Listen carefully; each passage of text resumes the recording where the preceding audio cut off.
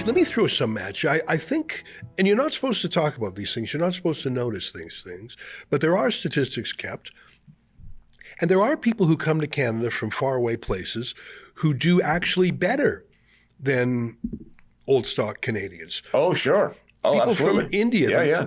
I mean, some of the highest performing demographics in terms of wealth and, who are the most successful Canadians and Americans? People from India.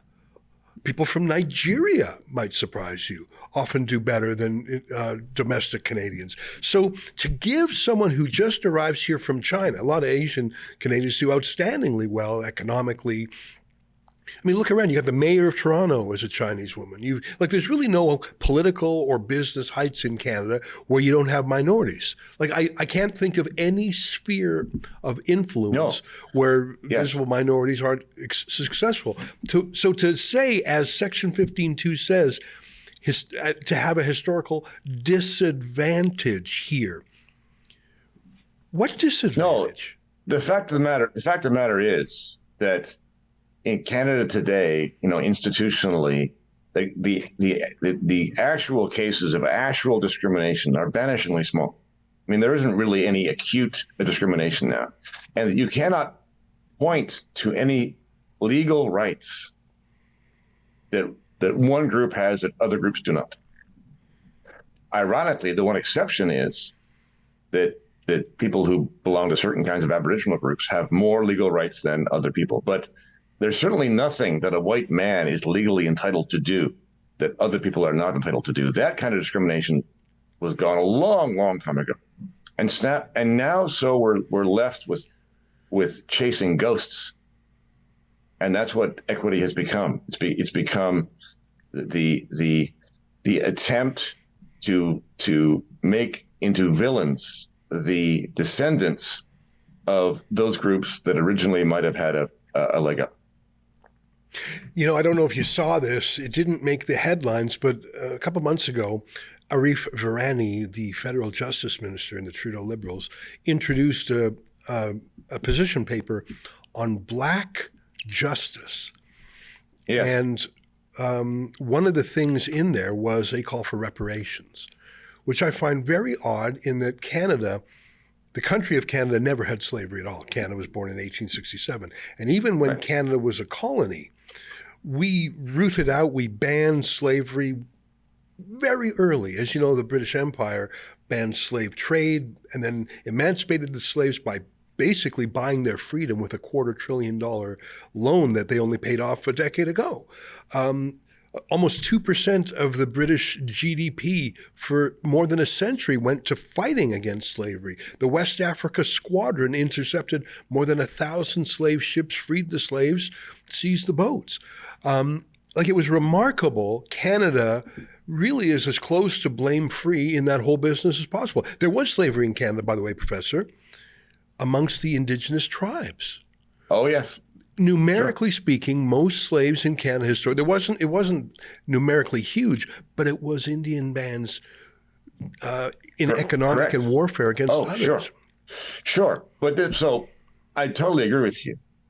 And the idea is crazy from that point of view, but it's also crazy from another, even more fundamental point of view, which is, in our system of law, you do not hold people responsible for things they have not themselves done.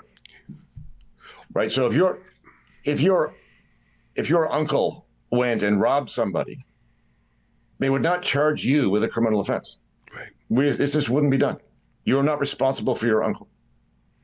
And yet we pretend as though the people who are alive today are responsible for something that somebody did who's long dead, and that other people who were not around, who were not alive at the time, are suffering because of something that happened before they were born.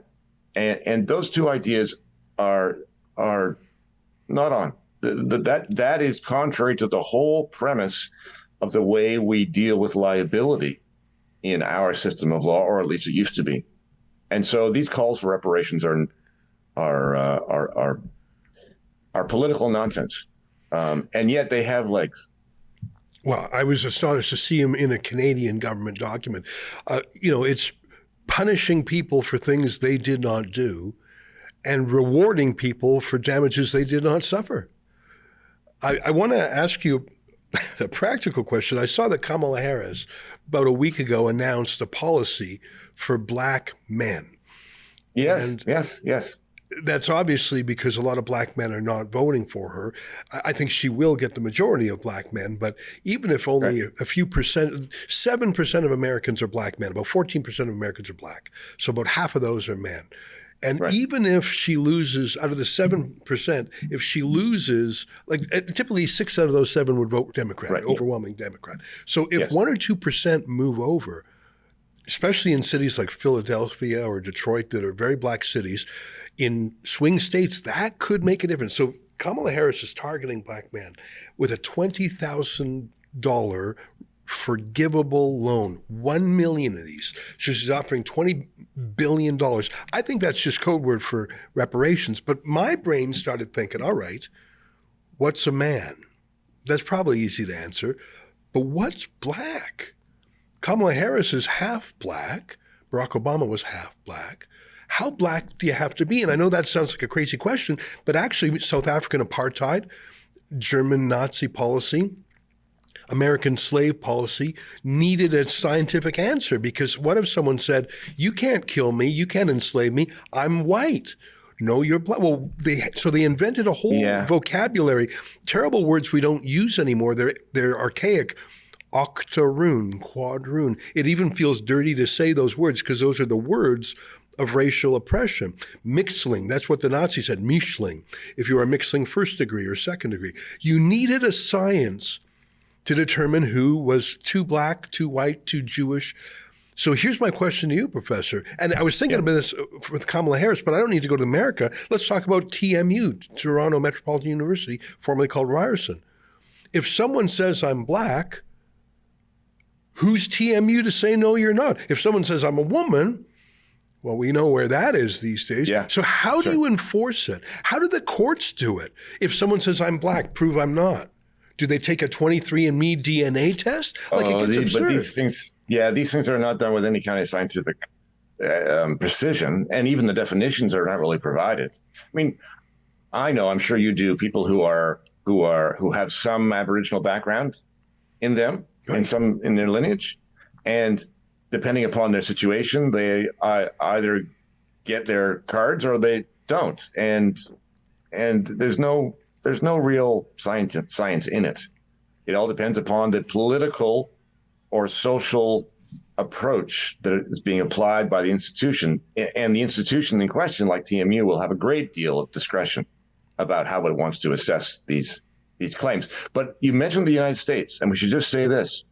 That plan that Harris has put forward to favor black men, to encourage them to vote for her, may very well be unconstitutional in the United States, because last summer, the U.S. Supreme Court struck down the admission policies of Harvard University and others, wherein they preferred applicants of some races over others, so as to achieve diversity goals.